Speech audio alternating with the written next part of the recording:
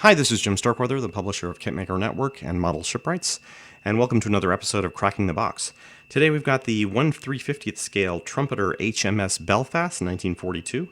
This is a Royal Navy cruiser, light cruiser, which served, I believe, in World War II. They've got information here. HMS Belfast is a museum ship, originally a Royal Navy light cruiser, permanently moored in London on the River Thames and operated by the Imperial War Museum. Construction of Belfast, named after the capital city of Northern Ireland and one of the 10 Town-class cruisers, began in December of 1936. She was launched on St. Patrick's Day, 17 March 1938. Commissioned in early August 1939, shortly before the outbreak of the Second World War, Belfast was initially part of the British naval blockade against Germany. In November 1939, Belfast struck a German mine and spent more than 2 years undergoing extensive repairs. Returning to action in November 1942 with improved firepower, radar equipment, and armor, Belfast was the largest and arguably most powerful cruiser in the Royal Navy at that time.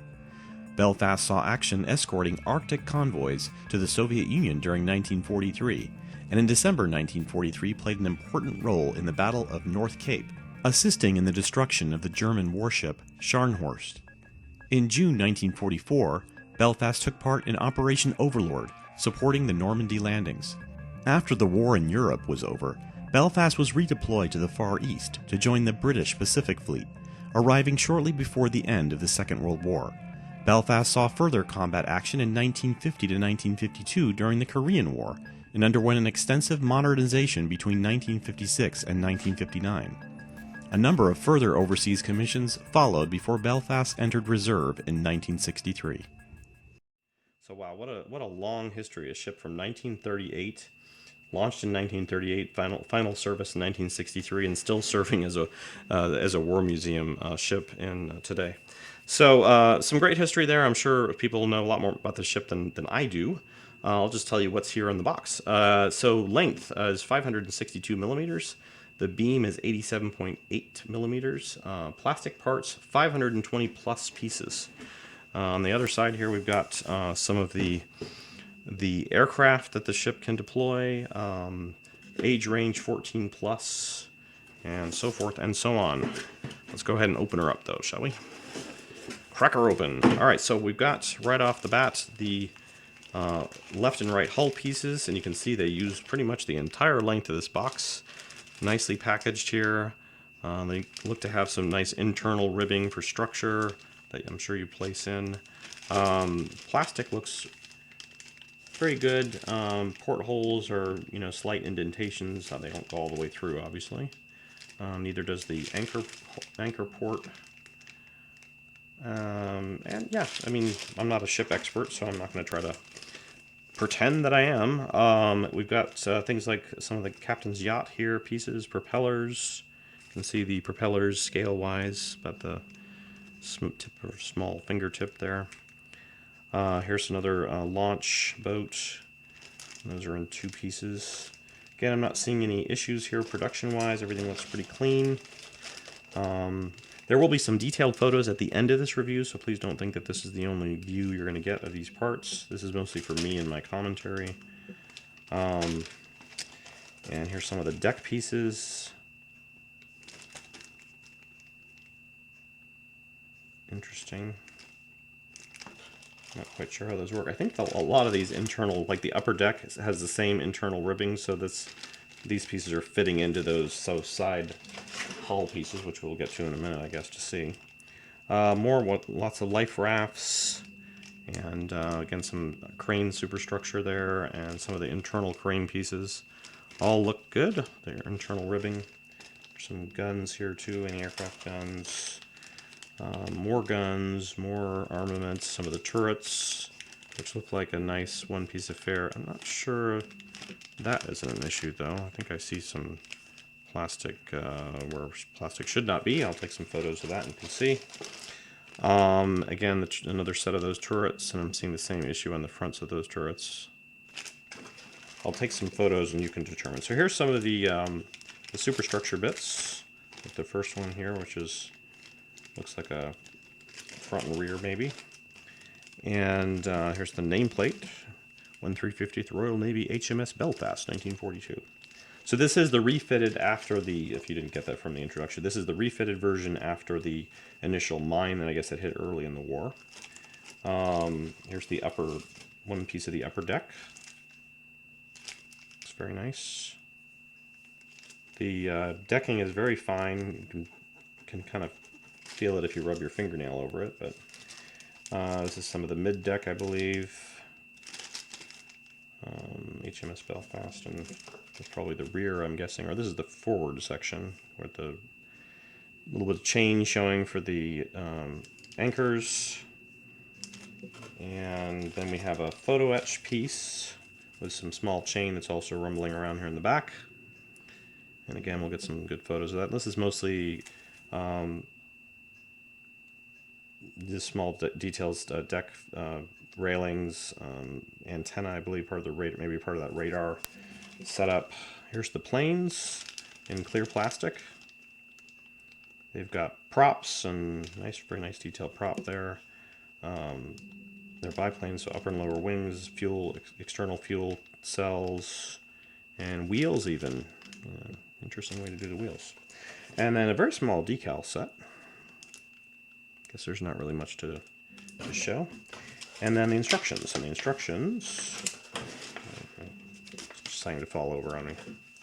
We do have an insert here, which has a paint and marking guide with color, one-sided, and we have a kind of just a ad basically with this release. Remember, I'm not sure why they do that, but maybe it's just a coincidence that the kit that you bought is one that they're like promoting the most with the largest ad. It's like you've already bought it, so.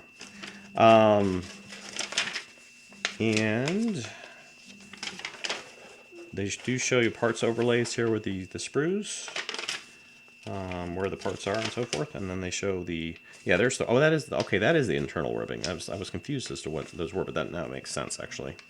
The instructions do help things make sense, and so they pretty much show this is going through from hull to upper structures to a lot of detail pieces on those, to that radar setup, which there's the photo etch pieces that we were looking at, and fairly straight progression to the finished pieces going on, finished detail with the cranes, life rafts, base, more life rafts, planes, everything.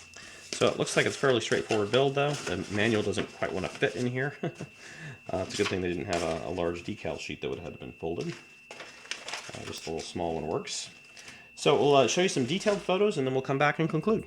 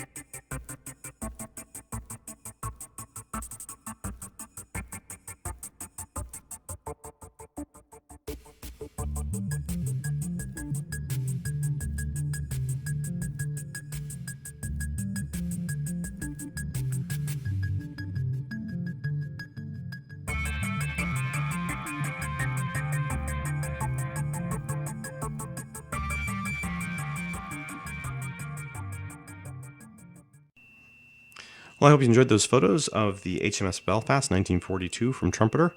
And our thanks to Stevens International for sending us this sample. Hopefully we'll have a build review or maybe a build feature up on this at some point. If you're interested in either of those, please contact me. You can reach me via email at publisher@kitmaker.net. Thanks for watching again, and if you have any comments or suggestions, please leave them below, and we'll look for you next time on Cracking the Box.